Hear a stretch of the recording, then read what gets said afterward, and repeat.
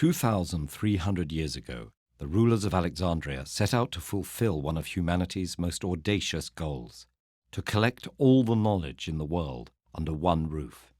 In its prime, the Library of Alexandria housed an unprecedented number of scrolls and attracted some of the Greek world's greatest minds. But by the end of the 5th century CE, the great library had vanished. Many believed it was destroyed in a catastrophic fire. The truth of the library's rise and fall is much more complex. The idea for the library came from Alexander the Great. After establishing himself as a conqueror, the former student of Aristotle turned his attention to building an empire of knowledge headquartered in his namesake city. He died before construction began, but his successor, Ptolemy I, executed Alexander's plans for a museum and library. Located in the royal district of the city, the Library of Alexandria may have been built with grand Hellenistic columns, native Egyptian influences, or a unique blend of the two. There are no surviving accounts of its architecture. We do know it had lecture halls, classrooms, and of course, shelves.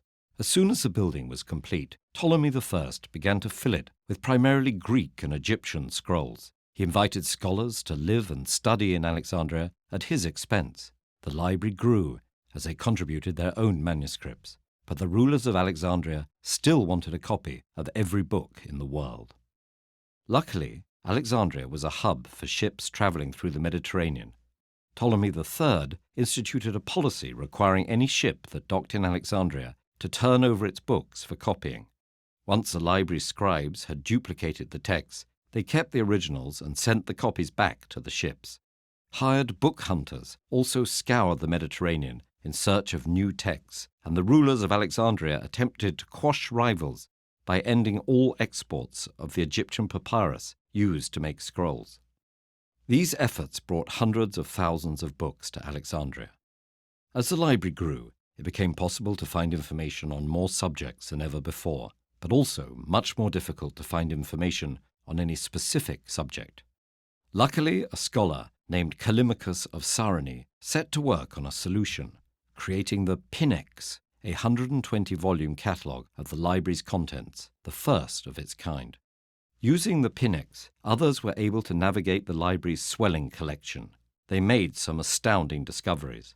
1,600 years before Columbus set sail, Eratosthenes not only realized the Earth was round, but calculated its circumference and diameter within a few miles of their actual size. Heron of Alexandria created the world's first steam engine over 1,000 years before it was finally reinvented during the Industrial Revolution. For about 300 years after its founding, in 283 BCE, the library thrived. But then, in 48 BCE, Julius Caesar laid siege to Alexandria and set the ships in the harbor on fire. For years, scholars believed the library burned as the blaze spread into the city. It's possible the fire destroyed part of the sprawling collection, but we know from ancient writings that scholars continued to visit the library for centuries after the siege. Ultimately, the library slowly disappeared as the city changed from Greek to Roman, Christian, and eventually Muslim hands. Each new set of rulers viewed its contents as a threat rather than a source of pride. In 415 CE, the Christian rulers even had a mathematician named Hypatia murdered for studying the library's ancient Greek texts, which they viewed as blasphemous. Though the Library of Alexandria and its countless texts are long gone, we're still grappling with the best ways to collect, access, and preserve our knowledge. There's more information available today and more advanced technology to preserve it, though we can't know for sure that our digital archives will be more resistant to destruction than Alexandria's ink and paper scrolls. And even if our reservoirs of knowledge are physically secure, they will still have to resist the more insidious forces that tore the library apart: fear of knowledge and the arrogant belief that the past is obsolete. The difference is that this time we know what to prepare for.